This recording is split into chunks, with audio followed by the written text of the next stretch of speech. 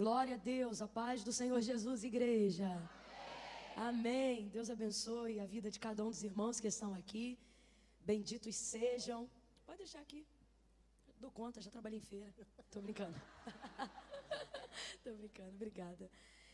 Pela vida de cada um dos irmãos que estão aqui, uma das características que me fazem amar a Igreja Viva de Jesus aqui em São Paulo, e obviamente que falando isso, eu não estou falando de denominação alguma, nem mesmo da ADVEC, eu estou falando do corpo vivo de Jesus aqui em São Paulo, da Igreja Viva de Jesus aqui. Uma das coisas que me impressionam aqui, irmãos, é que segunda-feira é meu dia preferido, né?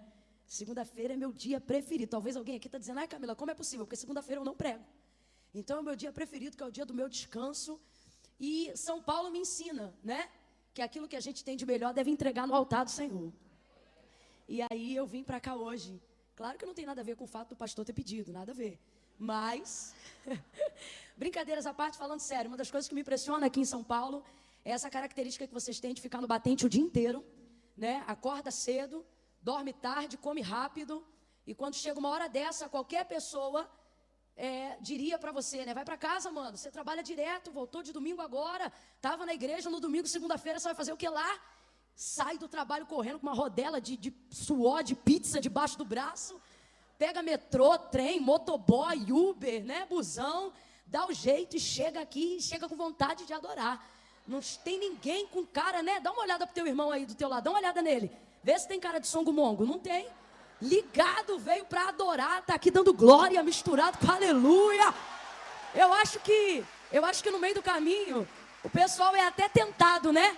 O tentador vem e diz, está calor, está quente, está cansado, trabalhou o dia inteiro. E o Espírito Santo fica dizendo, vai embora, que o diabo não respeita teu cansaço, vai se encher do Espírito Santo de Deus. E aí chega aqui para adorar Jesus. Então assim, a maneira como vocês adoram ao Senhor a despeito de qualquer coisa me inspira, me anima e faz eu dedicar todo esse tempo realmente para honrar a Deus pela vida de cada uma das pessoas que estão aqui. Deus abençoe de verdade. Deus abençoe todos os irmãos que estão sentados ouvindo esse elogio e estão dizendo, mano, eu sou crente mesmo. Vou te falar, eu levo a sério a vida com Deus. E aí só para você não ficar vaidoso, pensa que quem está em pé ainda consegue ser mais crente do que você, né? Tá ali, tá ligado, né? Em pé. Então só quem tá em pé também, para ficar bem ligado e não ficar vaidoso, não vai embora antes do culto acabar não. Senão você vai jogar isso tudo aqui por terra. Acabei de te honrar, né? Agora de verdade, Deus abençoe a disposição de cada um dos irmãos. Pastor Christian, muito obrigado pela honra, é sempre uma alegria congregar. Pastora Odilon, né? Minhas amigas, mulheres de Deus, pastora Daniela e Cristina, pastora Estila, canta pouco, né? As duas. Eu ia até cantar um hino, mas para não deixar as irmãs sem graça, eu vou só pregar mesmo. Abra comigo a sua Bíblia no livro do Gênesis. Glória a Jesus. A todos os pastores da casa, aos irmãos, aos obreiros, irmãos dessa igreja que são extraordinários. Deus em Cristo abençoe, viu? Eu estou sentindo muito a presença de Deus aqui. Muito. Sabe quando você sente tanta presença de Deus, você tem que se controlar para não chorar? Você fala, Jesus, se eu chorar que eu vou ficar tomada de lágrimas, aquelas lágrimas gordas, sabe? Eu estava ali sentado e tentando conter as lágrimas, eu falando, Jesus, eu estou chorando tanto, e logo agora antes de pregar, vão pensar que é pecado, que eu estou aqui dizendo, Jesus, vai perdoando, né? Mas é a presença de Deus mesmo, de verdade. Tem pecado também, mas Jesus perdoa, né? Não é nada que esteja na prática, né? Uma falha aqui, outra ali, que a gente precisa reconhecer. Quando você se aproxima da presença de Deus, você não se acha o mais santo de todos. Quanto mais perto você está da presença de Deus, mais constrangido pelas suas falhas você fica. Mais notórias elas ficam, e é assim que você melhora, reconhecendo os seus erros. Então, quem caminha com Deus e se acha muito santo, na verdade está muito longe. Porque quem está perto do Senhor se constrange cada dia mais, né? Glória a Deus. Gênesis capítulo de número 1. Antes de ler o texto sagrado, deixa eu mencionar aqui rapidinho, gente.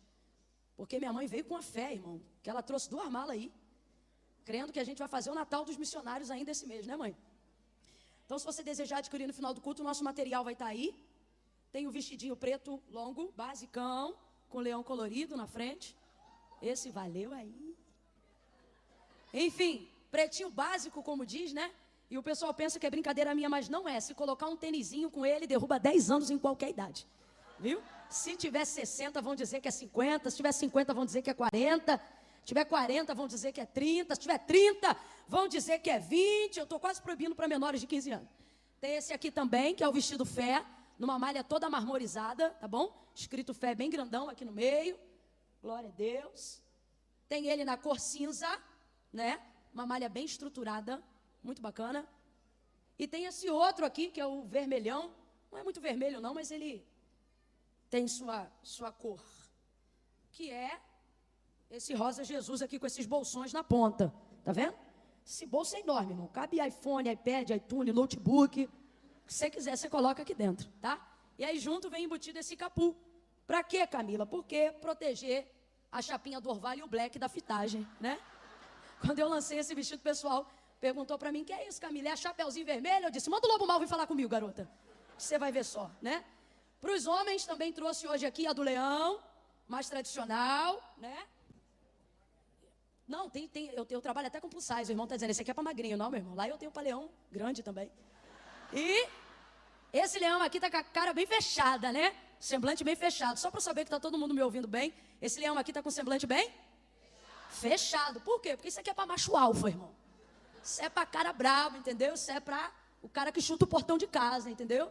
Que assume a sua identidade. Quando eu falo isso, tem umas irmãs que dão uma desanimada assim, poxa, meu leão está tão fraquinho. Você chega em casa e joga essa camisa em cima dele.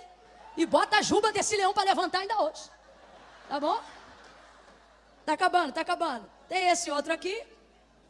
Pra mulherada. É a leão cravejada toda em dourado de tule, né? Tá aqui, ela tem um efeito muito legal, que é uma costura que eu vou preservar a vida toda. Na frente ela é toda reta com o tule solto, então não marca na frente. E atrás ela tem um corte em evasê, todo marcado na cintura, mas é só na parte de trás. Então ela proporciona o quê? Chapa a barriga e afina a cintura. E chapar a barriga e afinar a cintura é de Deus. Então tá disponível lá também. E essa outra que, diferente da maioria, não é nada discreta, é a virtuosa de A a Z, né? Gostei da mulherada aqui, né? Essa daqui tá baseada em Provérbios 31 e tá toda na lantejola, punho duplo. Eu brinco com a galera que essa aqui é tipo assim, você quer brilho, minha filha? Toma brilho pra você, né? E aí, essa camisa aqui é pra quem não tem medo de brilhar. Não pode ter medo de brilhar não, irmã. O Senhor disse que nos chamou como candeia. E pode a candeia ficar embaixo da cama? Não, antes o seu lugar é no velador, num lugar alto, né? Tem gente que tem vergonha de aparecer, de brilhar. Vós sois a luz do mundo. Não permita que ninguém venha podar a sua identidade nesse ponto. Se você não gosta, não gosta. Agora, não fazer porque alguém não gosta, essa história de querer viver a vida toda para agradar alguém é uma frustração terrível. Porque você vive a vida toda para fazer o que os outros querem, para fazer os outros felizes. No final, ninguém é feliz, porque ninguém supre ninguém 100%. Aí, no final, você gastou a vida toda para atender alguém. No final, esse alguém ficou insatisfeito. E quando você se dá conta que ainda tem que ser você, não dá mais tempo de ser você, porque passou a vida toda sendo os outros, né? Então não, brilha assim, Camila, mas é que eu só vou de casa para a igreja. Se eu levar aquela dali, quando eu estiver saindo de casa, vão perguntar para mim se eu estou indo para o culto ou estou indo para a igreja. Aí você faz igual as irmãs que vieram vestida com aquela hoje. Meu filho, estou indo para os dois, porque na minha igreja cada culto é uma celebração de festa ao Senhor. E aí vem, entendeu? Dá um tapa no cabelo, passa uma chapa, se a chapa acabar, passa um gel, se o gel acabar, larga uma maionese, se arruma e vem. E vem adorar o Senhor. Gênesis capítulo de número... Eu falei 1, não foi? Não, é 2. Gênesis 2, 18. Quero pedir perdão de antemão, gente. Eu estou muito resfriada, muito. Então, de vez em quando, eu vou ter que fazer uma coisa feia. Para não ficar feia surpreendentemente. É melhor me antecipar. Podia ter mais uns 10 igual essa menina aí para me ajudar, não? Gênesis 2, verso 18 em diante.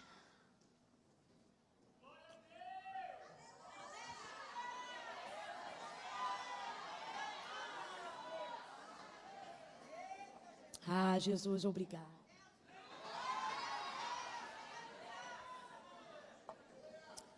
É desse jeito.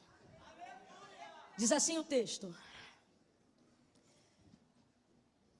Disse o Senhor Deus: não é bom que o homem esteja só. Far-lhe-ei uma adjutora que lhe corresponda. E havendo, pois, o Senhor Deus formado da terra todos os animais do campo e todas as aves do céu, trouxe-os ao homem para ver como ele lhes chamaria. E tudo o que o homem chamou a todo ser vivente, isso foi o seu nome. Assim, o homem deu nome a todos os animais domésticos, às aves do céu e a todos os animais do campo. Mas para o homem, todavia, não se achava uma adjutora que lhe correspondesse. Então, o Senhor Deus fez cair um sono pesado sobre o homem, e este adormeceu. E tomou então uma das suas costelas e fechou a carne em seu lugar. E da costela que o Senhor Deus tomou do homem, formou a mulher e trouxe ao homem. E disse o homem: esta é agora osso dos meus ossos e carne da minha carne. Ela será chamada mulher, porquanto do homem foi tomada. E você diga amém. Amém. Amém, glória a Deus. A narrativa que nós acabamos de fazer menção, no livro do Gênesis, ele não é apenas o texto áureo para poder separar na Bíblia macho e fêmea, ou o texto áureo da base conjugal, da base do casamento. Preciso que você amplie um pouco mais os seus horizontes além disso. O livro do Gênesis, na verdade, é a narrativa do princípio de todas as coisas.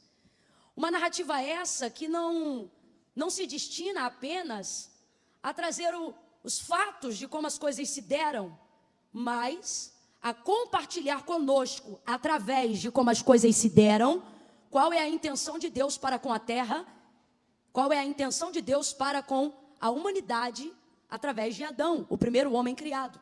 Então, quando você olha para o livro do Gênesis, você não pode acreditar somente que está diante de uma história compactada sobre a criação, mas, de fato, como a narrativa se apresenta, o princípio de todas as coisas. Princípio esse que não fala só do começo de todas as coisas, mas fala quais são os princípios que Deus estabeleceu para a humanidade quando criou todas essas coisas. Princípios esses que não foram mudados em Cristo.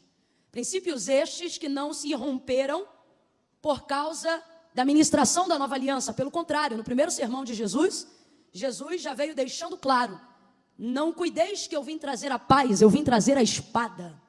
Ele está falando que veio não para repetir os rituais da lei mosaica, mas para fortalecer os princípios estabelecidos por Deus, de uma maneira que pudesse ser cumprida pelo homem, sem ser de maneira hipócrita ou de maneira farisaica. Futuramente Jesus vai dizer categoricamente, quando vai ser assunto aos céus, para um dos seus discípulos, ou dois dos seus discípulos, quando ele está diante de Filipe, e ele diz que vai para o Pai. E então ele diz: mostra-nos o Pai. E Jesus responde mostrando que não há incoerência nenhuma entre o Pai e o Filho. E isso estabelece também os princípios da vontade de Deus, do Pai se manifestando no Filho. Quando então ele lhe responde: ora, você ainda não vê o Pai? Pois quem vê a mim, vê o Pai. E quem vê o Pai, vê a mim. Então você não pode descartar os princípios que são estabelecidos para nós, daquilo que está escrito no livro do Gênesis, acreditando que isso não é mais uma realidade ou não é algo que não se manifeste em Cristo na ministração da nova aliança. E o que é que nós vamos observar aqui? Princípios de Deus, que dos quais, se eu me interessar em obedecer, eu farei com que seja inevitável a bênção de Deus sobre a minha vida. Por quê? Porque Deus me fez para ser feliz com Ele. Deus me fez para ter uma vida abundante. Quando Jesus chega, ele chega desfazendo as obras do diabo, diz o texto: para isto se manifestou o Filho do Homem, para desfazer as obras do diabo. Concomitante a isso, ele dá continuidade à sua obra aqui na terra, e ele diz: eu vim para que tenhais vida e a tenhais em abundância. O primeiro princípio que nós precisamos compreender na criação de Deus, quando realizou a humanidade em Adão, é compreender que Deus nos fez para sermos plenos. Plenamente felizes, plenamente satisfeitos, plenamente bem-sucedidos. Eu não estou dizendo que tudo isto vai dar certo, pelo contrário, Jesus disse: no mundo tereis aflições, mas tem bom ânimo, eu venci o mundo. Eu não estou falando sobre ser rico todo dia, eu não estou falando sobre não ficar enfermo, eu não estou falando sobre não ter processo de dor, eu não estou falando sobre ficar angustiado, sobre não ficar angustiado. Eu estou falando do que Paulo falou, sobre em Cristo e atendendo os princípios de sua palavra, alcançar um nível de contentamento tão alto, tão alto, tão alto, tão profundo, tão profundo, tão profundo, tão profundo, profundo, a ponto de chegar em minha vida e repetir as mesmas palavras do apóstolo: ceia está em abundância e também ceia está em escassez. Vou traduzir para miúdos, para todo mundo do século 21 entender. Ele está dizendo: sei me assentar bem no restaurante e comer picanha maturada, mas também sei ser feliz comendo angu e sardinha frita. Sei dormir numa cama king size e poderosa, mas também não reclamo da noite de sono se eu tiver que dormir num colchonete. É o que ele está dizendo. E o que Jesus está proporcionando? Um nível de contentamento real. Oh, aleluia! Aleluia! Aleluia! Na maioria das vezes as pessoas não têm inveja do que nós temos, elas têm inveja do que nós somos. Por que que isto acontece? Porque na verdade nós avaliamos o contentamento das pessoas. Como é que consegue ser feliz com tão pouco? Como é que consegue sorrir tendo tanta luta? Como é que consegue ir para a igreja tendo uma casa tão contrária à realidade da promessa? E as pessoas se inspiram e às vezes até invejam pessoas assim, pessoas que não dependem daquilo que têm para serem quem elas são. Que gente é essa? Gente que alcançou plenitude em Cristo, gente que alcançou contentamento em Deus. Oh, aleluia! Por exemplo, a gente tem necessidade, a fim de querer se tornar conquistador, em querer repetir o que Jesus repetiu, mas a gente coloca um acréscimo na Escritura Sagrada que na verdade não existe. Quando ele fala o que eu acabei de repetir aqui no versículo que diz: no mundo tereis aflições, mas tem bom ânimo. Eu venci o mundo. E aí a gente acrescenta: vós vencereis. Aonde que isso está na Bíblia? Não está. Camila, não está? Não, não está. Ele disse: no mundo tereis aflições, mas eu venci o mundo. E o vós vencereis, Camila? Você que inventou isso. O que ele está querendo dizer? Se você quer se gloriar, se você quer se sentir vencedor, celebre a minha vitória. A vitória de Cristo sobre o pecado, a vitória de Cristo sobre o mundo, a vitória de Cristo sobre a morte. E por que que as pessoas estão conhecendo Cristo, mas não estão conseguindo se alegrar? Porque elas querem utilizar Cristo como um departamento de serviços gerais, para que Ele me faça sentir-me conquistador em cima daquilo que eu quero ter. Quando Ele está dizendo: se você soubesse que não precisava ter nada, só precisava me conhecer para saber que eu sou tudo o que você precisa ter para ser feliz. É isso que o texto está dizendo, e é desta plenitude que Deus me trouxe aqui nesta noite para falar. Eu vou contar de 1 a 3, e quando eu disser 3, você vai pegar a mão de alguém aí do seu lado, e se ele estiver bambeando de sono, você vai dar uma sacudida nele. Eu conto 1, pegue na mão dele aí agora. Ou quando eu disser 3, você vai liberar uma palavra profética. Não é uma palavra de Camila, é uma palavra profética, uma palavra bíblica, uma palavra sagrada, uma palavra que não volta vazia, antes vai e faz aquilo que lhe apraz. Quando eu disser 3, você vai liberar a seguinte palavra: plenitude te espera. Qual é a palavra? Plenitude. 2,5, sacode ele, sacode ela, sacode. Camila, eu não quero sacudir, vai sacudir. Porque você não veio aqui para um encontro social, veio para uma noite de resposta. E Deus vai te sacudir. 2,5, olha para ele ou para ela. 3, diga: plenitude te espera. Você não termina 2019 com sentimento de frustração. Você termina com sentimento de contentamento. Quem acredita nisso, reaja em gratidão a esta palavra. Plenitude te espera. Abundância de alegria. E alguém vai perguntar: por que está feliz? Ganhou na loteria? Não, sou crente. E por que está feliz? Porque ganhou uma mansão? Não, estou no reino de Deus. E por que está feliz? Já mora na casa própria? Ainda não, de aluguel. Mas no meu coração eu entendi. Eu tenho uma morada, eu tenho um quarto, eu tenho contato com o Senhor. Eu não me alegro apenas com coisas terrenas, porque o reino de Deus não é comida nem bebida, mas justiça, paz e alegria, alegria, alegria, alegria, alegria, alegria, alegria, alegria, alegria, alegria no Espírito Santo. Eu vim profetizar um tempo de plenitude. Eu vou falar de novo, irmão. Crede em Deus e estareis seguros. Crede que eu vim nesta noite como profeta e prosperarei sobre o que eu liberar aqui em cima. Oh, aleluia, aleluia. Um tempo de plenitude te espera. Um tempo de contentamento te espera. Um tempo onde as coisas não vão precisar mudar para você mudar. Um tempo onde as coisas não vão precisar melhorar para você melhorar. Oh, aleluia, aleluia. Oh, aleluia. Primeira coisa que eu preciso compreender, um princípio estabelecido pelo próprio Deus, é que nós sabemos que Ele é bom. Então, se Ele é bom, tudo que Ele faz é bom. Tudo que Deus faz é bom.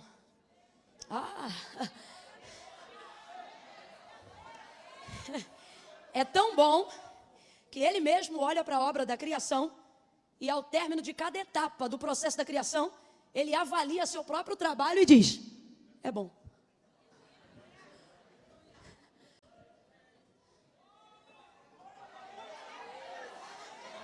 Primeira coisa que eu preciso entender é que tudo o que Deus faz é bom. Enquanto Deus trabalha, é bom. Nós temos 5 versículos no capítulo 1 do livro do Gênesis. Quando a terra era sem forma e vazia, e o Espírito de Deus se movia sobre a face das águas. O Espírito de? Espírito de Deus, não é do Satanás não, de Deus. Por que você está falando isso, Camila? Porque o texto diz sobre um caos, sobre uma má formação. Ou melhor, sobre formação alguma, né? Sem forma, vazia, no limbo de trevas profundas, mas o Espírito de Deus estava lá. 2 verdades a gente já avalia, não é o ponto principal, mas é bom dar uma pincelada. Primeiro, não há trevas profundas das quais Deus não tenha poder de ir lá. Davi fala sobre isso abertamente. Ele disse assim: para onde eu me esconderia da tua presença? Ou para onde eu fugiria do teu olhar? Se eu colocar a minha cama no mais profundo abismo, ali o Senhor está. Se eu subir até a mais alta montanha, ali o Senhor também me vê.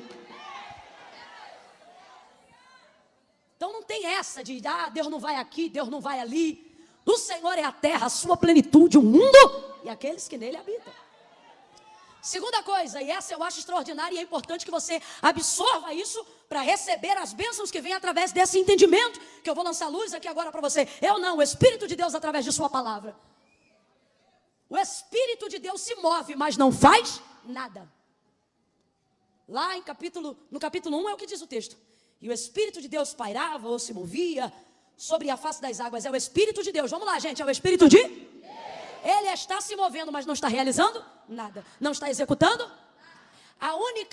O único momento em que você vai ver a execução de alguma coisa que manifeste poder ou que manifeste a existência de alguma realidade é quando o texto irrompe com a seguinte palavra: e disse Deus. Ou seja, o Espírito de Deus estava lá. E ele até se movia, mas ele só realiza mediante a sua palavra. Segunda coisa, pode ser do manto, do remanto, do profundo, do escondido, do ré, do prá, do chá. Pode ter o Espírito de Deus na vida. Se não tiver palavra, vai rodar e não vai acontecer nada, vai pular e não vai acontecer nada, vai marchar e não vai acontecer nada, vai subir monte e não vai acontecer nada, vai vigiliar, amanhecer na consagração, entrar no culto da tarde, virar na noite, entregar na madrugada e não vai acontecer. Porque mover sem palavra não manifesta a realidade concreta. O texto diz, e disse Deus. Aí é a palavra, irmão. Aí é palavra. E está na hora da gente parar de tratar a palavra como se fosse uma coisa de luz espiritual. E está na hora da gente começar a entender que palavra manifesta a realidade. Que céus e terra passarão e a palavra de Deus é mais concreta e mais forte do que o chão que segura a cadeira que você está sentado. João capítulo de número 19, a palavra de Deus se manifesta até na morte de Jesus. Morto reage. Morto se defende. Morto argumenta. Na hora do Calvário, Jesus entrega a sua vida. O texto diz, entregou o seu espírito. Disse, Pai, está consumado. E tendo dito isso, deu o último suspiro. Morreu. Jesus está morto. Morto. João diz assim, eu sou João que vi isto e testifiquei, para que vocês creiam também que o testemunho é verdadeiro daquilo que eu vi. Trocando para miúdo, João está dizendo que eu estou falando para vocês, ninguém me contou não, eu estava lá. Aí ele diz assim, e estando lá eu vi. Pegaram então 2 pedaços de madeira, a grosso modo algumas interpretações vão dizer porretes e outras vão dizer outras palavras que para a gente aqui é palavrão. E diz assim, e foram no da direita, que também estava morto, e arrebentaram as pernas do crucificado. Pá! E ele dependeu do madeiro, rasgou, joga na vala, porque criminoso no Calvário ou qualquer crucificado que está ali por um crime, não tem direito a sepultamento, que sepultamento é o último ato de dignidade. Joga na vala do Gólgota. Fizeram a mesma coisa com o outro que tinha sido crucificado com ele. Aí chegaram no outro, né? E pá, arrebentaram ele. Aí João está dizendo, eu fiquei até o final. É tão bom ficar até o final.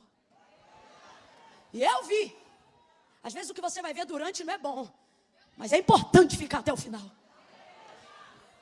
Ele disse, eu vi.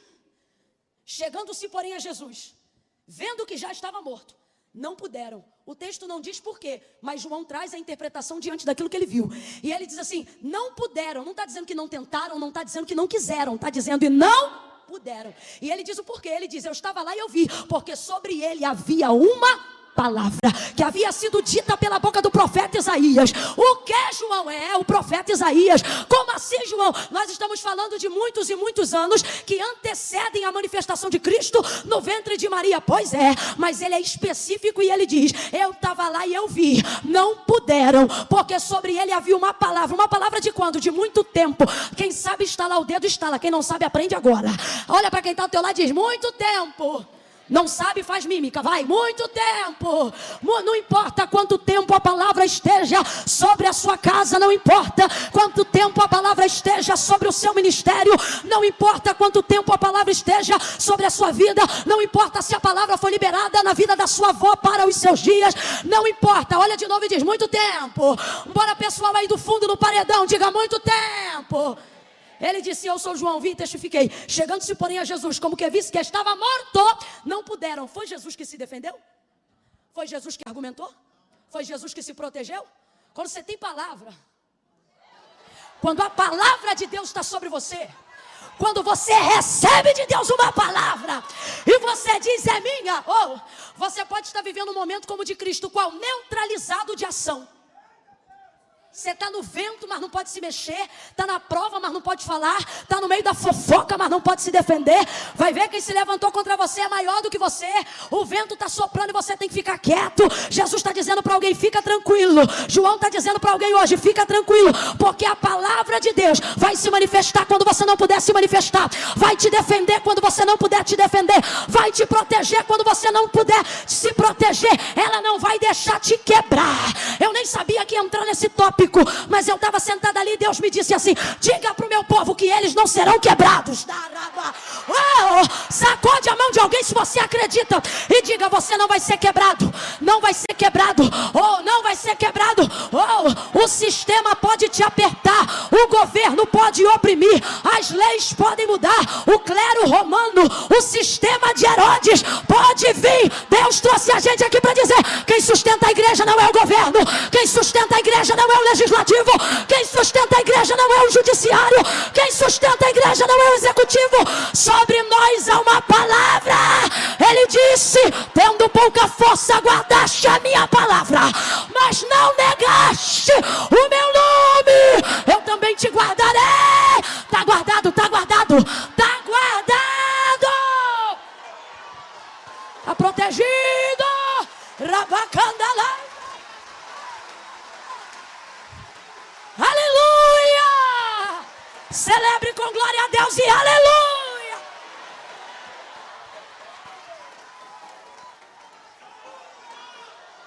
Chegando-se, porém, a Jesus, como que visse que já estava morto. Vou beber uma água, mas não fica me secando não, adora a Deus.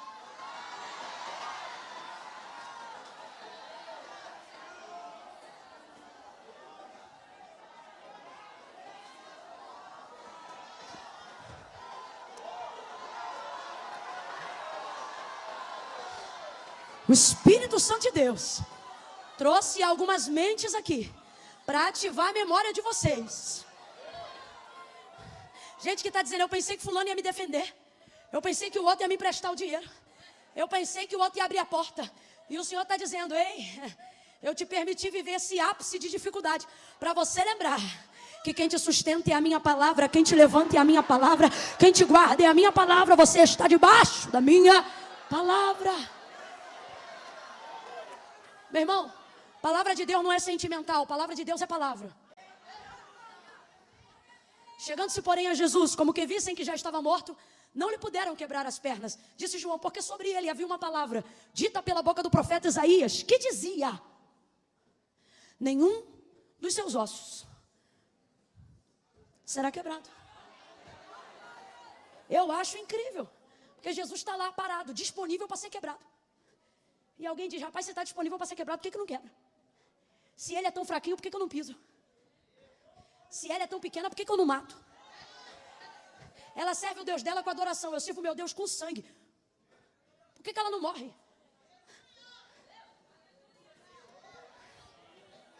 Alguém diz, ó, botou o nome dela na boca do sapo. Você tem que dizer, coitado do sapo. Por quê? Porque ele está morto, mas sobre mim tem uma palavra.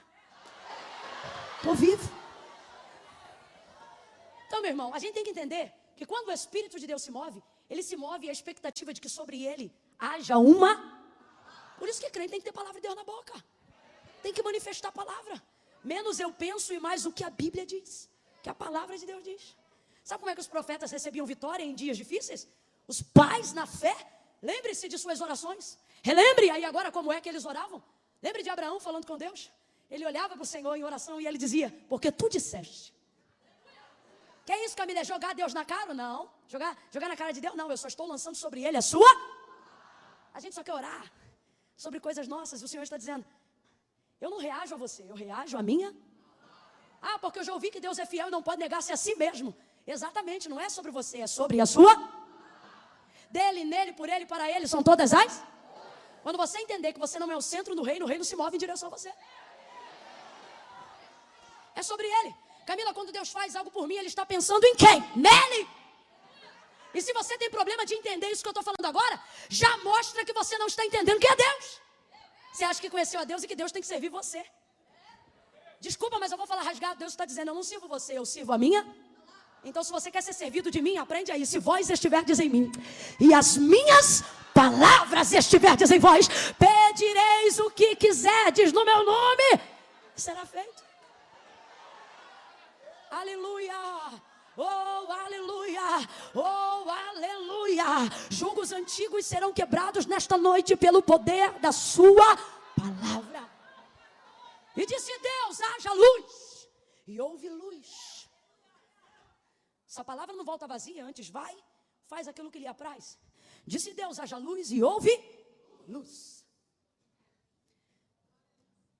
Eu tenho visto as pessoas deixarem de viver uma vida de plenitude, de contentamento, de fartura, de alegria, de justiça, de provisão no reino de Deus. Porque com o passar do tempo, elas desenvolveram a ideia de que a fé delas dá para Deus poder para fazer coisas. Ouça.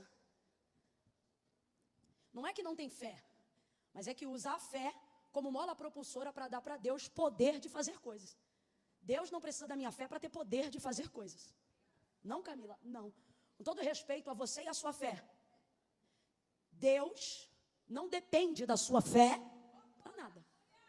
Quando você crê, Deus é. E se você é ateu, Deus continua sendo. Quando você crê, Deus pode. E se você é incrédulo, Deus continua podendo. Se você acredita, Deus faz. Se você não acredita, Deus também, na vida de outra pessoa, mas faz. Porque a minha fé não dá para Deus o poder de fazer nada. Por exemplo, estamos falando dos princípios de Deus. Gênesis capítulo de número 1. Aonde você vê manifestação de fé para a execução ou para a manifestação da criação em Gênesis 1. Fala para mim, quando o texto diz assim, e disse Deus, haja luz, quem foi que disse? Está ligado. Quando o texto diz, e disse Deus, haja luz, quem foi que disse? Eu creio. Ninguém, vamos ser honestos. Não fala o que eu quero ouvir, não, fala o que está escrito. Há manifestação de fé para a criação de Gênesis 1? Não. Porque a Bíblia é fiel e a carta aos Hebreus diz, porque céus e terra não foram feitos de prova aparente do que se vê, mas foram criados pelo poder da fé? Não, pelo poder da sua palavra. Camila, você está dizendo que eu não tenho fé, que eu não tenho que ter fé? Não, eu só estou dizendo que você tem que colocar a fé no lugar certo. Sua expectativa tem que estar na palavra que Deus liberou sobre você, tem que estar no Deus que liberou a sua palavra. Só para a gente ratificar, não é o principal, não vou me reter aqui, mas alguém precisa dessa libertação de conhecimento para receber o restante. Jesus chega na casa de Marta 4 dias depois da morte de Lázaro. Ele já havia dito para os discípulos quando o incentivaram a ir até a sepultura ou até Betânia. Lázaro, nosso amigo, dorme, mas eu vou despertá-lo. Como da última vez que os discípulos tinham saído de lá, saíram quase que a pedrada e a paulada, não queriam voltar. Então disseram, Jesus, se dorme, deixa ele descansar. A gente é demais. Aí, Jesus fala categoricamente e abertamente, porque eles não entenderam. E diz assim, Lázaro está morto, mas eu vou ressuscitá-lo. Quando Jesus diz, eu vou fazer, irmão, considere. Então vamos lá. Jesus dependeu do ânimo dos discípulos para ressuscitar Lázaro? Não, ele disse, está morto, mas eu vou. Ele não disse João vai, ele não disse Pedro vai, ele disse eu vou. Se vocês não forem, eu vou. Se vocês não crerem, eu vou. Se vocês apoiarem, eu vou. Se vocês não apanharem, eu vou. Eu vou. Mas ele incentiva os discípulos. Ele diz, olha, mas eu não fui até agora, para que o meu Pai seja glorificado. Jesus anima eles. Aí eles vão todos. Quando Marta fica sabendo, Marta é uma mulher bem informada, que Jesus está chegando e encontra ele do lado de fora da porta da aldeia de Betânia. E já responsabiliza ele pela morte de Lázaro. Se tu estivesses aqui, o meu irmão não teria morrido. Conjugação verbal de Marta está no tempo passado. Vamos lá, gente, preciso saber que você está comigo. Conjugação verbal do tempo de Marta está no... Se tu estivesses aqui, meu irmão não teria morrido. Eu costumo dizer que se no obituário de Lázaro, o campo, causa da morte, fosse preenchido por Marta, ela diria, ausência de Jesus. Ela responsabilizou ele pela morte de Lázaro. Se tu estivesses aqui, meu irmão não teria morrido. Aí Jesus não depende de Marta para ressuscitar Lázaro. Porque antes mesmo de sair de onde estava, ele disse, eu vou ressuscitar Lázaro. Mas ele não vai para a sepultura sem antes dialogar com Marta. Podia ter deixado ela falando sozinha, mas não. Ele vai lá corrigir o tempo verbal de sua fé. Ele chega para Marta e diz, Marta, teu irmão vai ressuscitar. Aí o que Marta faz? Pega a fé do passado e joga no futuro. E fica Jesus lá corrigindo a fé dela. Por quê? Porque fé no passado não muda. Se tu estivesse aqui, sabe o que ela está dizendo? Eu queria que tu estivesse aqui antes. Eu queria que tu estivesse aqui. Camila, será que eu tenho fé? Como Marta tem, a pergunta é, está conjugando no tempo certo? Está manifestando a palavra no tempo certo? Ouça isso, por favor. Ouça isso, por favor. Se tu estivesse aqui, meu irmão não teria morrido. Sabe o que ela está dizendo? Queria que tu estivesse aqui antes. É gente que está hoje aqui, tem palavra, tem Jesus, tem vida com Deus, mas só manifesta a fé no tempo errado, dizendo, se eu tivesse conhecido Jesus mais cedo. Se eu tivesse casado com fulano ao invés de ciclano. Se eu tivesse tido um filho só ao invés de 2. Ou se eu tivesse tido 4 ao invés de 3. Se eu tivesse casado primeiro para engravidar depois. Se eu não tivesse engravidado solteiro. Jesus está aqui agora, mas você só conversa com ele sobre o que ele não fez, sobre o que você não fez, sobre aonde ele não foi, sobre o que não aconteceu. Tem fé, mas só conjuga ela no... E fé no passado não serve para... Aí Jesus não depende de nada, nem de Marta para ressuscitar a fé de Lázaro. Perdão, nem da fé de Marta para ressuscitar Lázaro. Mas ele olha para ela e diz, Marta, olha ele corrigindo a fé, teu irmão vai ressuscitar. Ela de vez de dizer, yes, ela diz, eu sei. No contexto do grego, poderia ser substituído por eu creio. Ou seja, tem fé, tem ou não tem? Tem ou não tem? Mas está conjugando no lugar errado. Ela diz, eu creio, eu sei, naquele grande dia. Aí tira a fé do passado e joga para o... Camila, mas não está certo não? Está certo não. E eu vou te explicar por que não está. Se eu dissesse assim para você, me diga aí uma promessa que Deus te fez, uma palavra de Deus que há sobre a sua vida. Você teria obrigatoriamente que acessar uma memória do seu? Vem comigo, gente, sem preguiça, estou contando com a tua inteligência. Se eu te pedisse aí, me diga uma palavra que Deus liberou sobre a sua vida. Obrigatoriamente, se você tem uma palavra, uma promessa, você teria que acessar uma memória que estaria no seu passado. Mas não seria problema visitar uma memória do meu passado, porque toda palavra que Deus liberou sobre no meu passado me projeta para o futuro. Então eu vou lá, lembro do que Deus falou e acredito no futuro, sim ou não? E por que não acontece se eu creio? Por que não acontece se eu tenho palavra? Camila, porque não é no tempo de Deus. E se eu disser que o nome de Deus é já? E se eu te disser que você está acostumado a dar essa resposta? Porque você é o presente. E o presente é o que está exatamente no meio entre passado e futuro. Lembro da promessa passado, fico tranquila porque me projeta para o futuro. Mas se eu tenho palavra, e se Deus tem fidelidade para cumprir, por que ainda não cumpriu? Na maioria das vezes, não cumpriu, porque eu estou no presente. Eu sou presente. Só que eu acho que o que Deus falou que vai fazer, e o que Ele vai fazer é problema só dele. Vai pular daqui de passado e vai direto para o... Mas Deus não anula o tempo, e o tempo que eu vivo, que é quem recebeu a promessa, eu sou presente. Sou o tempo presente. Nunca parou para pensar? Passado a gente chama de passado. Futuro chama de futuro. O que a gente tem agora foi nos dado como um. Não pode ser anulado. Aí a gente fica aqui no meio. Deus falou, Deus vai cumprir. Deus falou, Deus vai cumprir. Deus falou, Deus vai cumprir. Deus disse, vai fazer. Falou, vai cumprir. Mas o tempo passa e não acontece? Porque Deus pode fazer o que falou para mim que vai fazer sem minha ajuda. Como Ele fez. Dizendo, eu vou ressuscitar Lázaro. Mas não fez isso sem levar os discípulos. Pode ressuscitar a Lázaro sem a fé de Marta. Mas não foi lá sem antes animar a fé dela. Camilo, o que você está dizendo? Vou traduzir como Deus faria. Você diz, Deus falou, Deus vai fazer. Deus está dizendo, eu falei e quero você no que eu vou fazer. Eu falei e vou te animar no que eu vou fazer. Eu falei e tem um caminho, você vai andar comigo até lá. Camilo, o que isso significa? Significa que eu sou presente. E na condição de presente, ou eu sou a ponte, ou eu sou o abismo. Entre as duas coisas, ouça isso. Ele olha para ela e diz, teu irmão vai ressuscitar. Ela lança fé para o futuro. Eu não posso lançar fé no futuro? Não, Camila, não. Por que não? Porque se eu lançar só fé no futuro, estou lançando fé no que eu não tenho acesso. Uma fé tardia não é fé, é constatação. Fé verdadeira tem que ser agora. Vai ouvindo aí. Aí Jesus laça a fé dela do futuro e traz para o presente. Ele olha para ela e diz assim, Marta, eu sou. Eu sou não é passado. Eu sou não é futuro. Conjugação verbal de eu sou é. E Ele é o único que pode conjugar a vida no tempo que Ele quiser. Porque como disse Tiago e João, Ele é o mesmo ontem, hoje.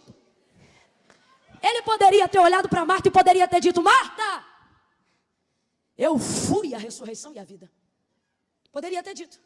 Porque a Bíblia diz que o cordeiro já estava preparado antes da fundação do mundo. Que é isso? Tipologia de sacrifício. Para Deus as coisas não serão. Para Deus as coisas já são, ainda que você não veja.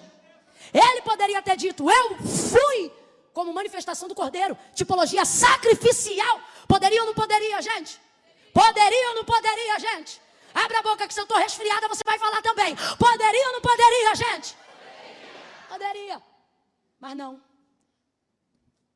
Ele poderia ter dito, Marta, eu serei, como evidência do Calvário que ainda se seguiria, a ressurreição e a vida. Ele poderia ter ido no futuro, no passado, ele poderia ter conjugado no futuro, mas Marta não mexe no passado, e nem tem acesso ao futuro, porque a vida do homem é um sopro. Ele olha para ela, laça a fé do passado, laça a fé do futuro, e coloca a fé no presente, e conjuga para ela dizendo, Marta, eu sou. Gente, quem entende isso, glorifique a Deus. Ele está dizendo, Marta, entenda uma coisa, minha filha.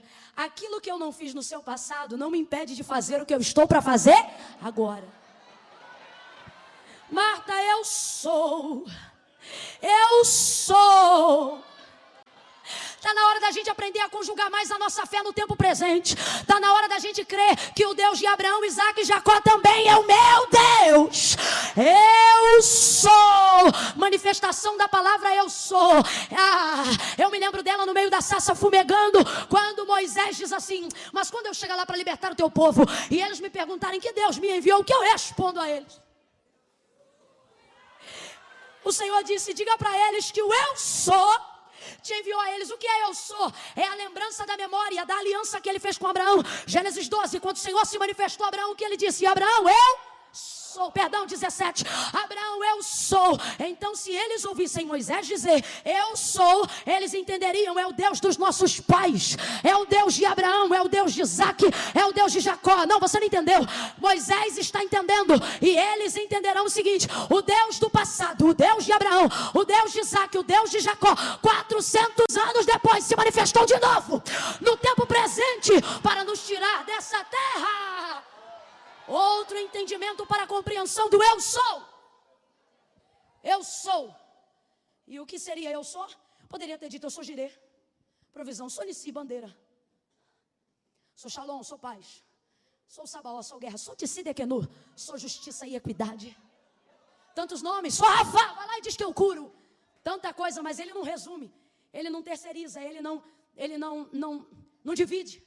Ele diz, vai lá e só diga que eu te enviou a eles. Mas eu sou o quê? Filho, eu sou tanta coisa que não é numa conversa de 1 hora de sarça que você vai saber quem eu sou. Eu sou o quê? Vou traduzir o eu sou no deserto. Eu sou sandália que não acaba, eu sou roupa que não gasta. Eu sou coluna de fogo durante a noite, eu sou nuvem de glória ao redor do arraial durante o dia. Eu sou água que sai da rocha, eu sou azeite que jorra da pedra. Eu sou vento que sopra, eu sou quem derruba Faraó, seu cavalo e o cavaleiro. Eu sou aquele que te dá vitória sem espada. Eu sou aquele que te protege sem escudo. Eu sou o que você precisar que eu seja, na hora que você precisa que eu seja. Eu sou o socorro presente na hora da angústia. Oh, mas o que é, Camila? Eu sou o alfa e o ômega, o primeiro e o último, e quero trabalhar com você no meio. Eu sou. Camila, mas a minha situação é muito complicada. Levanta então a tua mão, e receba isso. É complicada porque meu filho está no crack. É complicado porque meu marido saiu de casa. É complicado por causa disso e daquilo. O Senhor te trouxe aqui para te dizer, ainda antes que houvesse dia, Ele está dizendo, entre o que aconteceu antes e o que está para acontecer depois, eu sou, e ninguém aqui possa fazer escapar das minhas mãos, agindo eu. Deus está dizendo, hein? Oh, aleluia. Se é para aplaudir, aplaude todo mundo junto com vontade.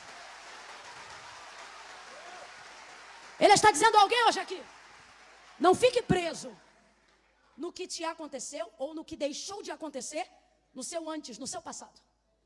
Nem deixe a ansiedade comer o teu estômago com o que você imagina que vai acontecer depois. Use toda a palavra que eu te dei e manifeste a sua fé agora. Aleluia. Ele corrige a fé de Marta e Ele está corrigindo a nossa fé hoje aqui. Eu ia falar um monte de coisa, mas vou falar só mais 2 coisas.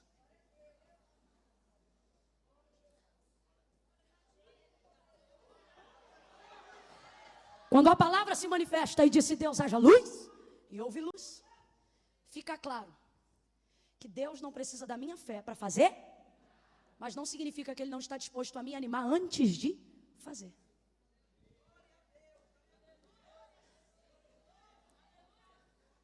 Posso ressuscitar Lázaro, mas não vou fazer isso sem você. Por quê? Porque eu preciso de você? Não, porque você precisa ver o que eu vou fazer. Isso cria em mim um entendimento de qual é o princípio da fé. O princípio da fé não é fé, o princípio da fé é palavra. Então, se quiser ter fé, vai ter que aprender a ouvir absorver e acreditar no pregador? Não. Acreditar na? Aí você vai desenvolver uma fé. Uma fé tão extraordinária que me faz chegar a esse entendimento. Que eu não preciso, que Deus, não precisou de fé para Gênesis 1. Crendo ou não crendo, Deus fez. Agora, eu preciso de fé para crer em Gênesis 1. Ou seja, Deus não precisa da minha fé para fazer nada. Eu preciso da minha fé para receber o que Ele já fez. Que Ele já decidiu. Então você tem que corrigir a sua fé. Não é que você não tem fé, mas está colocando ela no lugar errado. Por exemplo, a palavra de Deus sobre a minha vida não depende da sua fé para ela acontecer. Depende da fé que eu tenho na palavra que eu recebi.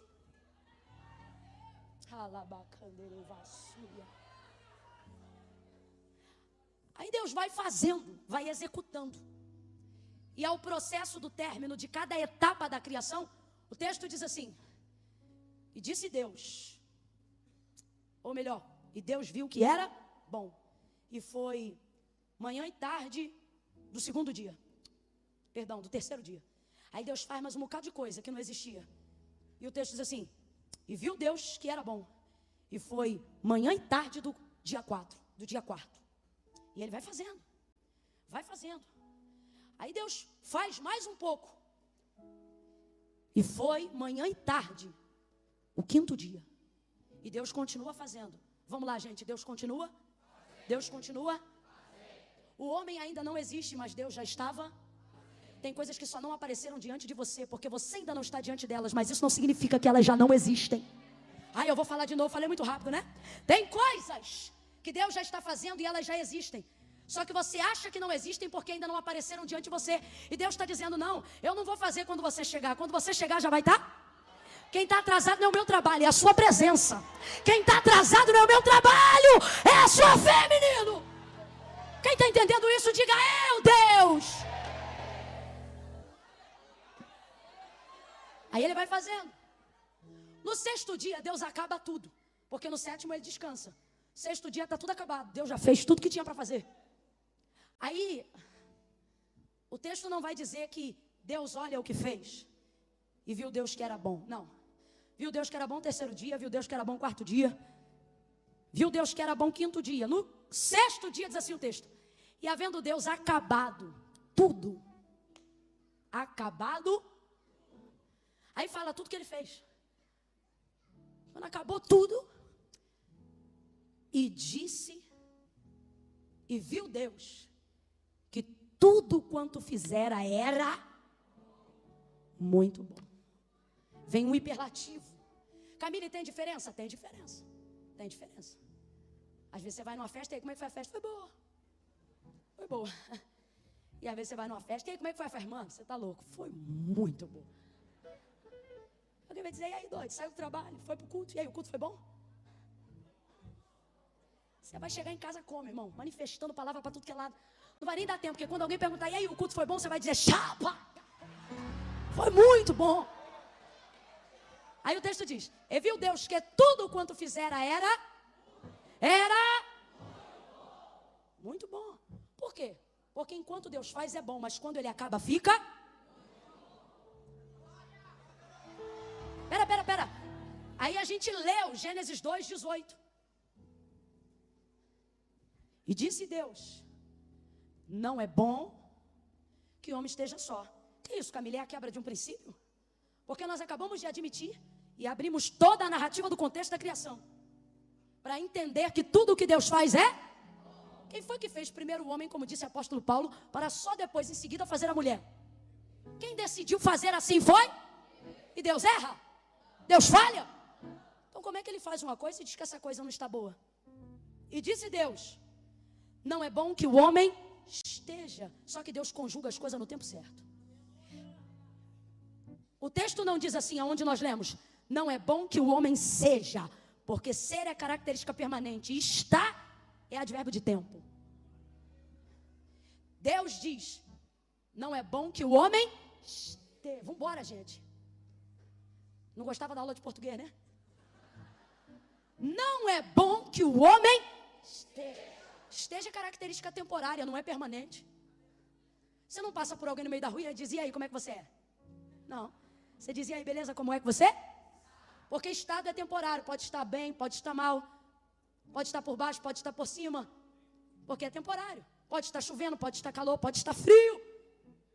Deus não está dizendo não é bom que o homem seja, Ele está dizendo não é bom que o homem...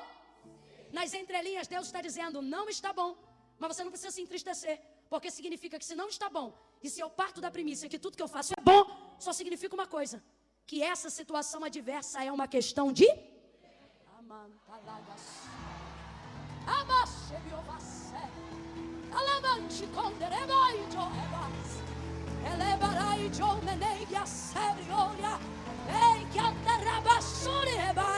Me dá sua mão, moço. É uma questão de tempo. Segure a mão de alguém como eu seguro a mão desse rapaz. Ministre sobre a vida de alguém aí agora e diga, é uma questão de tempo. É uma questão de tempo. Diga, se não está muito bom, é porque Deus ainda não acabou. É temporário. É temporário. Vai passar, vai melhorar, vai haver plenitude, vai haver contentamento, vai haver abundância de alegria. Vem, pode vir, meu filho. Pode aumentar seu teclado. Deixa o Senhor se manifestar no meio dos louvores. Se o baterista quiser vir, pode chegar também. Deixa Deus passear no meio da harmonia. Deixa Deus aparecer na melodia. Deixa onde estava vazio, fica cheio. Cheio da presença de Deus. Deus está dizendo, não se mete no meu trabalho. Ainda não acabou. A sua situação é temporária. Quando eu acabar, você vai ver que tudo que eu faço não é só bom, não. Tudo que eu faço é muito bom. Vai ficar muito bom. Vai ficar maravilhoso. Vai ficar sensacional. Camila, porque Deus me trouxe nesse culto para animar a sua fé e para te dizer: eu posso fazer sem você, mas eu não vou fazer sem envolver você naquilo que eu decidi fazer. Gente, eu tinha visto um baterista. Eu tinha visto. Não tem um baterista? Eu tinha visto um. Não tem, não? Tem, não? Meu Deus. Vem, meu filho, vem, você mesmo.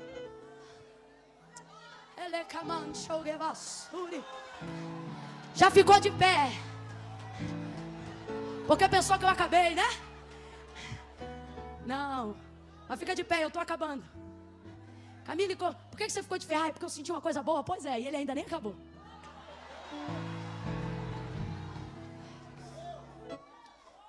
Olha isso. Poxa, eu não ouvi a bateria até agora. Aleluia! Camila, é para dar ênfase para o pregador? Não, é para dar ênfase para o momento que Deus manifesta. Para o momento que a gente diz que o Espírito Santo vai passar. É porque quer aparecer? Não, é porque eu quero que Ele apareça. E que a gente tenha liberdade.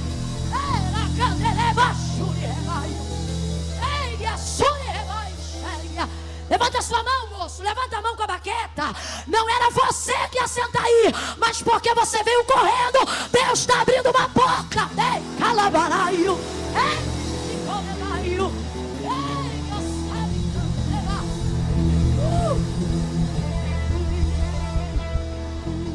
Camila, se tudo que Deus faz é bom, por que que Ele mesmo diz acerca da situação que Ele botou o homem, que não é bom que o homem esteja só? Ora, porque Ele está deixando claro que Ele ainda não acabou.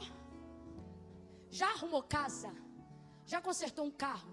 Já fez algum serviço artesanal? Já capinou um quintal? E antes de acabar, alguém vem e diz assim, ó, não limpou aqui não, ó. Dá uma raiva, não dá?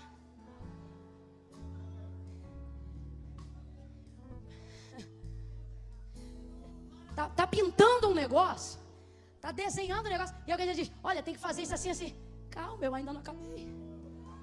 Não é assim que a gente responde? A vontade é dar um cascudo. A gente, calma, eu não acabei ainda. Ó, podia fazer isso assim, hein? Ó, tinha que... Calma. Alguém pode, no mundo do espírito, profeticamente liberar essa palavra e dizer para alguém, calma. Ele ainda não acabou. Calma, calma, segura a onda.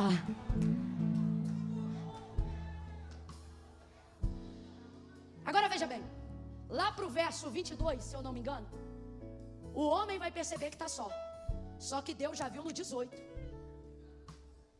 Entre o 18 e o 22 tem um tempo, porque Ele está dando nome para os animais. Catalogar a criação leva tempo, meu irmão. Eu estou falando de todos os seres criados nos seus primórdios. O texto diz que Deus trazia para o homem, Depois de um bom tempo, é que o texto diz assim, todavia não se achava alguém que lhe correspondesse, que fosse equivalente. Eu não sei quanto tempo passou entre o 18 e o 20. Mas passou um tempo. Aí o texto diz, todavia não se achava, mas procurava, mas não se achava. Quem procurava? Deus? Claro que não. Você não procura coisa que você sabe onde está. Procura? Quem está procurando é Ele. A macaca tem um macaco, o tigre tem a tigresa, o leão tem a leoa. E Ele diz, cadê a minha equivalente? Deus traz todo dia. Traz, porque Ele estava no Éden, os animais estavam no mundo e Deus trazia. Será que um dia Ele vai trazer ela? E Ele nunca traz ela? Nunca traz o que Ele imagina que lhe seja equivalente? Então Ele começa a procurar. E Ele começa a procurar. E Deus tem uma mania de fazer a gente trabalhar para Ele quando a gente devia estar procurando o que a gente quer. Só que a melhor coisa é trabalhar para Ele enquanto a gente não tem o que a gente quer. Por quê? Porque o que a gente quer não existe aqui. Vai ser criado na vertical. Igual o homem foi Camila, eu não entendi. Deus está dizendo, eu estou mandando você trabalhar com as minhas coisas, porque se você ocupar seu tempo gastando as suas, nem que você tenha todo o tempo do mundo, você vai realizar. Por quê? Porque o que você quer não existe, eu vou te dar. Escute isso. Aí lá no 20, ele vê, procura e não acha. E Deus ocupando o tempo dele, ocupando o tempo dele. Ele vê que não acha. Lá no 20, passou um tempo. No 18, Deus já diz, tá só. E não é bom que esteja só. Aí lá no 20, depois de um tempo, completa aí, gente, pra gente fechar junto. Depois de um, não é bom que o homem esteja só. Lá no 18. Eu vou tentar simplificar. Deus está dizendo assim, meu filho, quando você identifica o problema, eu já estou trabalhando na solução. Deus está dizendo, eu ainda não acabei não. Quando você identificar o problema, eu já estou mexendo, já estou movendo, já estou soprando, já estou trazendo.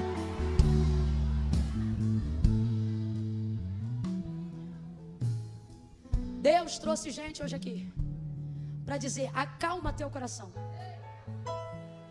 Posso fazer o que vou fazer, mas não vou fazer sem envolver você no que eu decidi fazer.